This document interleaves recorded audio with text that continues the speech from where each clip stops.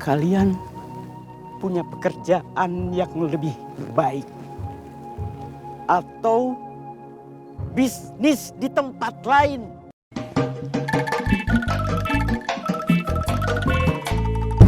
Serius Kang Mus mau pulang kampung? Iya, Kapan berangkatnya Kang? rencananya besok. Lihat situasi.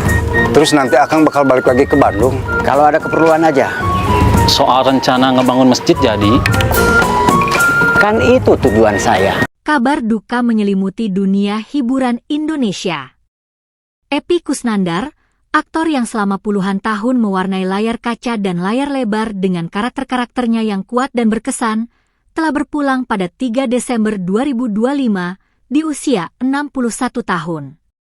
Kepergiannya bukan hanya kehilangan bagi keluarga dan sahabat, tetapi juga bagi jutaan penonton yang tumbuh bersama karya-karyanya. Bagi banyak orang, nama Epy Kusnandar identik dengan tawa, ketegaran, dan humanisme. Ia bukan sekadar aktor, melainkan pencerita yang mampu membuat kita memahami kehidupan dari sisi yang paling sederhana. Namun di balik ketegaran itu, Epy membawa perjalanan hidup yang panjang, penuh perjuangan dan keajaiban. Bertahun-tahun sebelumnya, ia pernah berhadapan dengan penyakit tumor otak yang hampir merenggut hidupnya. Vonis dokter pada 2011 seolah menjadi garis batas antara hidup dan kematian. Tetapi Epy, dengan kekuatan yang hampir mustahil dijelaskan, bangkit.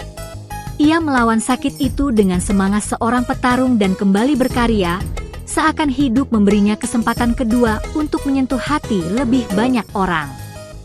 Dan ia benar-benar melakukannya.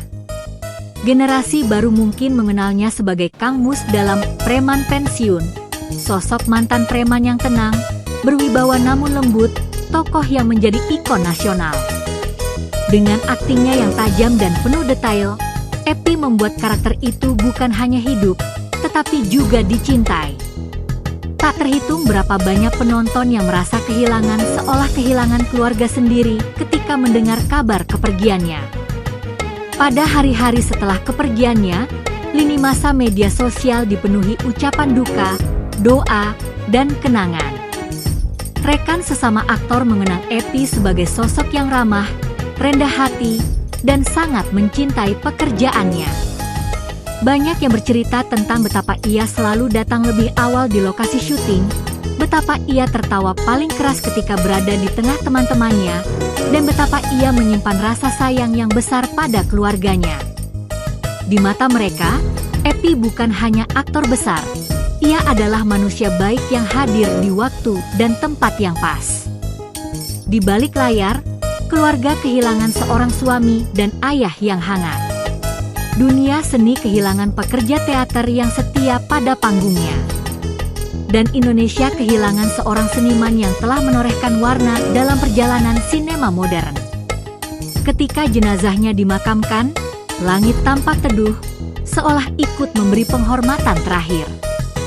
Tidak ada sorotan kamera, tidak ada dialog panjang, hanya kesunyian yang mengiringi kepergian seorang aktor yang telah memberikan begitu banyak.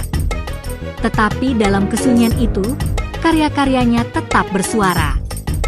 Tayangan ulang film dan sinetronnya menjadi pengingat bahwa seni tidak pernah mati.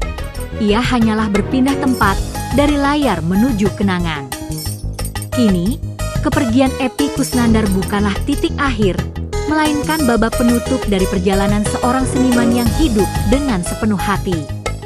Ia telah memberikan tawa, haru, dan pelajaran tentang keteguhan. Dan selama karya-karyanya masih dikenang, selama karakter-karakter yang ia ciptakan masih hidup di hati penonton, Epy tidak pernah benar-benar pergi.